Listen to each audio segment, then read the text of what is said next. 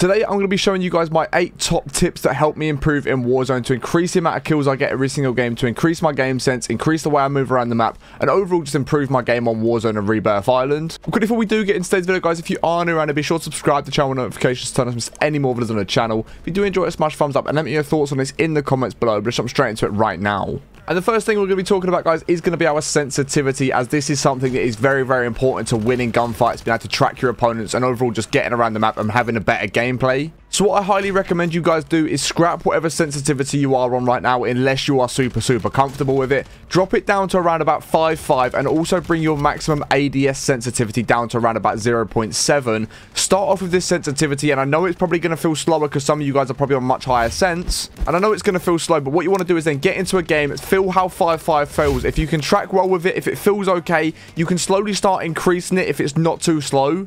And then what I recommend you guys do, if this does still feel too slow, is slowly increase it by 1 every single time. So go from 5.5 to 6.6, bring your ADS sensitivity from 0.7 up to 0.75, and slowly start increasing it until you're at a very, very comfortable level, where you feel like you can track your opponents really well, you can win those close range gunfights without coming off your enemy too often, and overall just have that much stronger aim assist and that much stronger aim. And the way you'll know this is if you can stay on your opponents for a long time and be able to track them if they're in the air or if they're running in a straight line or something. If you can keep your line of sight on your opponent at the entire time, that's probably where you're going to be most comfortable. If you find that you're trying to do it and it's too slow, you can't keep up with them, you probably want to bring it up. But then the same again, if you're trying to track them and you keep going ahead of them and it's too fast and you can't stay on them, you want to then bring it down. So the sensitivity is one of the most important things, but I feel like it's such an overlooked thing that not a lot of people actually go and change. They set their sensitivity once that's their sensitivity, that is it. They don't go and change it ever again. They just completely leave it at what it is. But this is something you definitely need to change. So like I said, start with it low at around about 5.5 and bring that ADS sensitivity down to 0.7 and just increase it by 1 or 0.5 every single time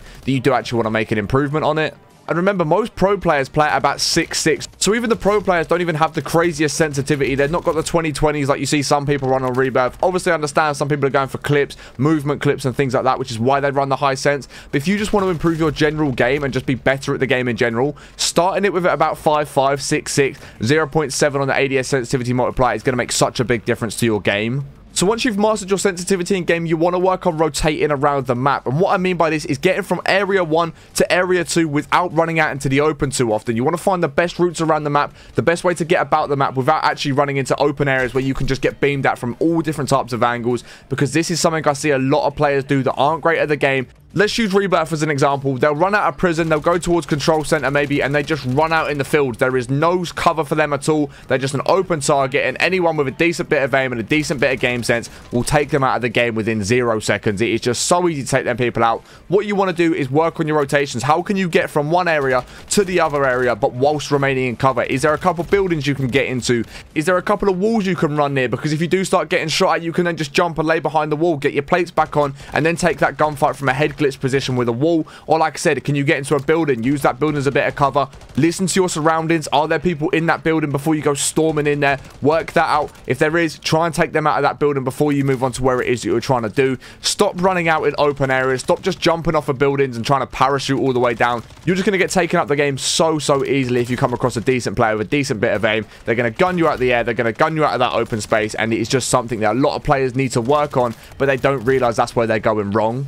So if you do find you're constantly getting shot in the back when you're trying to rotate to different areas, you probably do need to work on this. Just look at different areas. What can I use for cover? Where can I get myself out of a situation? What can I do to avoid being shot at? Take that sort of information into account. Try and work out your rotations before you actually move anywhere. And this, again, is something that's just going to stop you from dying over and over again in Rebirth or just in Warzone in general.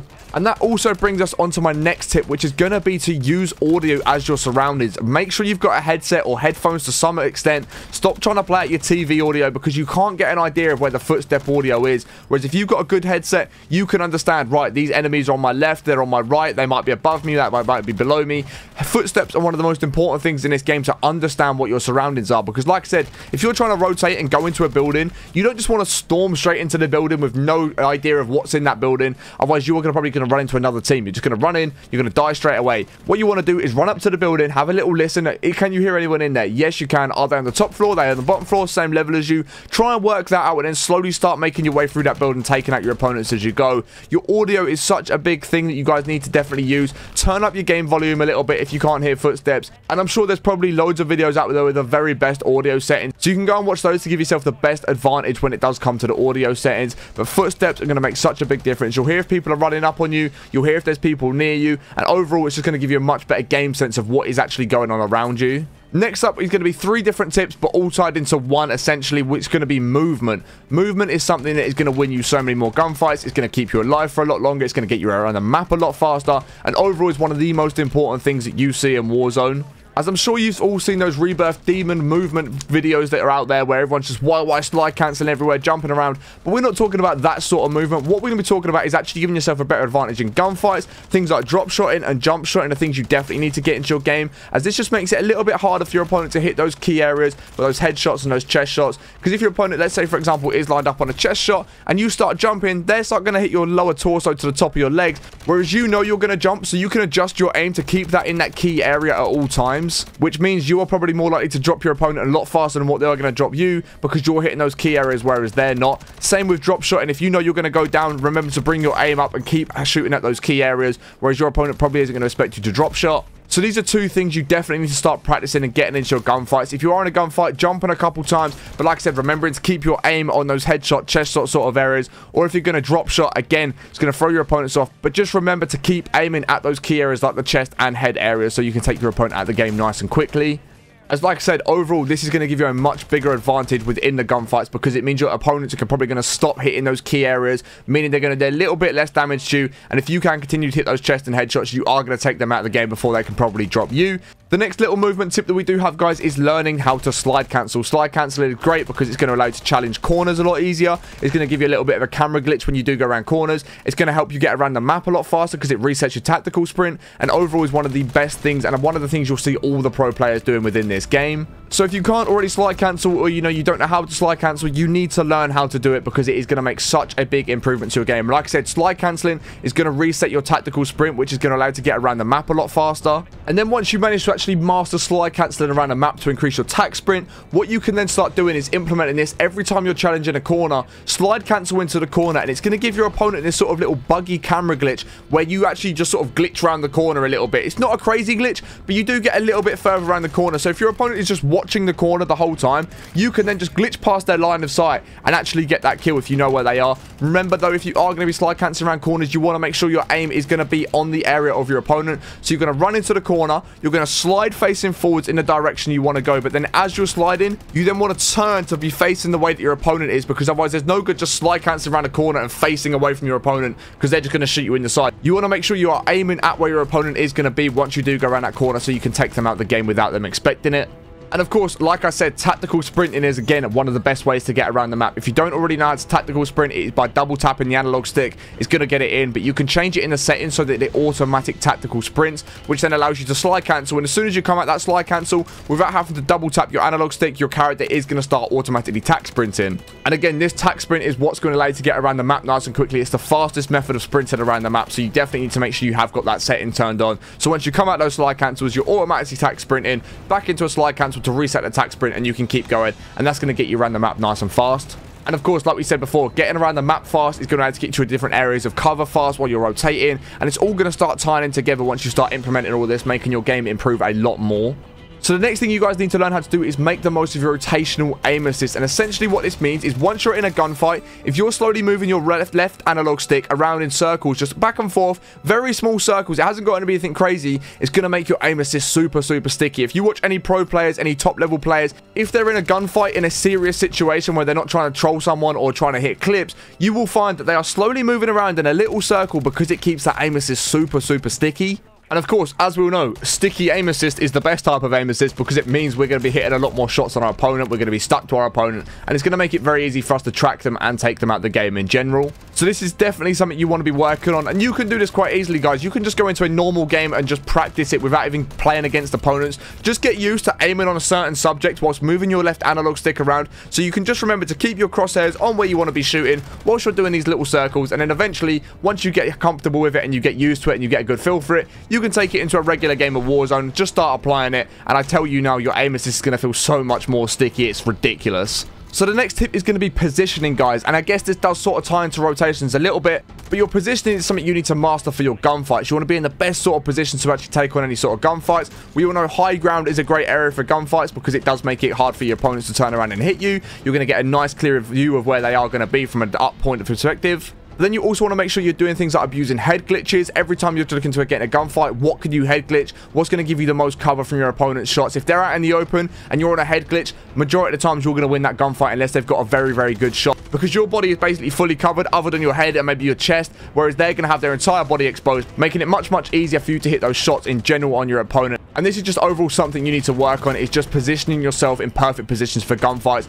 Make sure you're in an area where you have got a bit of cover, where you're not going to be able to easy target for your opponent. It's going to make it a little bit harder for them to shoot. And overall, just put them into a position where they're in the open, you've got the cover, you can then play the gunfight however you want to play it, and you're most likely to come out on top. But then you also want to know how to abuse stair glitching as well. So what stair glitching essentially is laying down on stairs, looking just over the top. Your opponents aren't going to be able to see you. If they run towards you, you're going to be able to take them out the game nice and easy.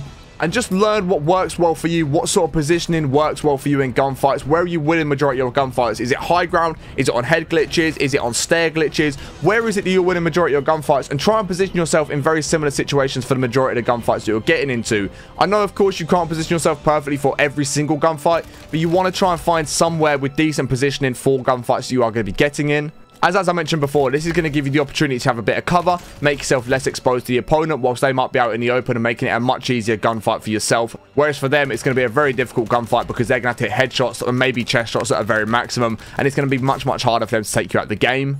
And the final tip is learning how to abuse zip lines, guys. When you come into zip lines, as we all know, we zip line to the top. We've then got an animation of unclipping ourselves, stepping onto the platform. And in that situation right there, those couple of seconds for that animation, you will probably die so many times over and over and over again. Whereas if you jump at the top of a zip line, you can then actually mantle the top of the zip line. So it takes away that animation, and your opponents are also going to expect you to stop a lot lower than where you do stop.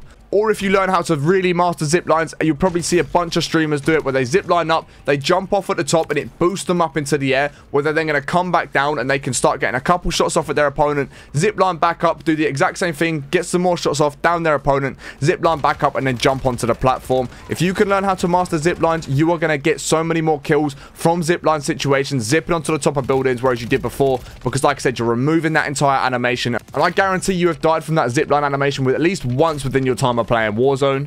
But those right now are my best tips on how you guys can improve at Warzone, improving your aim, improving your aim assist, improving your map knowledge, improving your map rotations, your positioning, just overall improving every sort of element into the game. And the more you do this and the better you get at this, the more and more you are going to start seeing your game improve. So I definitely recommend you implement as many of these tips as you possibly can into your game, as I think it is going to make a big, big difference to the game. But hopefully you guys have enjoyed today's video. If you have, please be sure to smash a thumbs up, as it does help me out way more than you can imagine. What do you think you need to improve in your game? Let me know in the comments below, and I might have some more tips to be able to help you out. If you're not subscribed to the channel, notifications turn on, guys, please make sure you go and do that, as it helps me out way more than you can imagine. You'll never miss another video on the channel. But I appreciate you watching all the way to the end. I hope you have an amazing rest of your day, and I will catch you in the next one in a bit. Peace.